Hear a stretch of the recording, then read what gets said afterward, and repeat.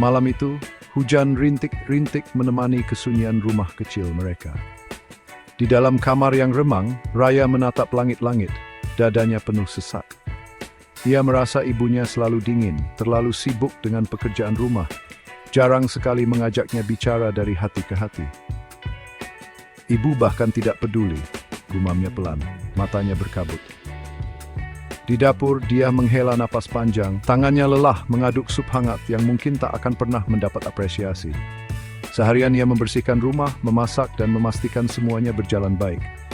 Tapi setiap kali melihat wajah murung Raya, ia bertanya dalam hati, apa aku sudah cukup jadi ibu yang baik? Ketika makan malam tiba, mereka duduk berhadapan, tapi tidak benar-benar bertemu. Kata-kata hanya berupa pertanyaan biasa. Sudah makan? Tanpa keberanian untuk bertanya lebih dalam, tanpa keberanian untuk mengatakan yang sesungguhnya mereka rasakan. Malam itu, sebelum tidur, dia akhirnya mengetuk pintu kamar Raya. "Ibu sayang kamu," katanya pelan. Raya menahan napas. Ia tak pernah mendengar ibunya mengatakan itu dengan begitu tulus. Ia tak menjawab, hanya mengangguk. Tapi hatinya tiba-tiba terasa lebih hangat. Dan untuk pertama kalinya dalam waktu yang lama, mereka merasa sedikit lebih dekat. Malam semakin larut, tapi kehangatan kecil yang lahir dari kata-kata ibu tadi masih terasa di hati Raya. Di kamarnya, ia menggenggam selimut erat, memikirkan bagaimana selama ini ia begitu yakin bahwa ibunya tidak peduli. Tapi kenyataannya, mungkin ia yang selama ini tidak melihat. Dia kembali ke kamarnya, menatap langit-langit yang begitu sunyi. Hatinya terasa lebih ringan. Meski hanya satu kalimat tadi, ia berharap itu cukup untuk mengurangi jarak yang selama ini ada. Tapi ia tahu, membangun kembali hubungan itu tidak bisa hanya dengan satu kata. Besok, ia berjanji akan mencoba lagi, akan lebih sering berbicara, akan lebih sering mendengar. Raya memejamkan mata, tetapi kali ini dengan sebuah harapan. Besok, mungkin ia akan berani membalas. Mengatakan bahwa ia juga menyayangi ibunya, Baftalinnya.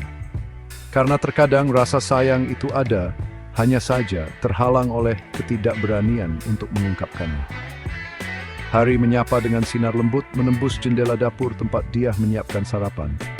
Ia ingin mengubah sesuatu, bukan dengan kata-kata panjang, tapi dengan kehadiran yang lebih terasa. Kali ini, ia tidak hanya meletakkan sepiring nasi goreng di meja makan seperti biasanya. Ia duduk, menunggu. Raya keluar dari kamar, masih mengumpulkan keberanian untuk mengatakan sesuatu. Tapi ketika ia melihat ibunya duduk di meja makan, tersenyum kecil, ia merasakan sesuatu yang berbeda. "Hari ini ada ekstra telur di nasi gorengmu," kata dia pelan. Raya terdiam sejenak, kemudian mengangguk. Ia duduk. Untuk pertama kalinya mereka makan bersama, tanpa terburu-buru, tanpa kesunyian yang menyesakkan. Dan di antara suara sendok yang beradu dengan piring, ada sesuatu yang mulai berubah. Hari-hari berlalu, dengan perubahan kecil yang terasa besar. Dia mulai lebih sering duduk bersama Raya, bukan hanya untuk makan, tapi juga untuk mendengarkan. Ia bertanya tentang hari-hari anaknya, tentang hal-hal kecil yang dulu tak sempat ia perhatikan. Raya awalnya canggung, tapi lambat laun ia mulai terbuka. Ia bercerita tentang hal-hal yang dulu hanya ia simpan dalam hati, tentang teman-temannya, tentang mimpi-mimpinya, bahkan tentang ketakutannya. Sore itu, mereka duduk di beranda, menikmati angin yang berhembus lembut. "Ibu, aku dulu pernah merasa kamu tidak sayang aku," kata Raya lirih.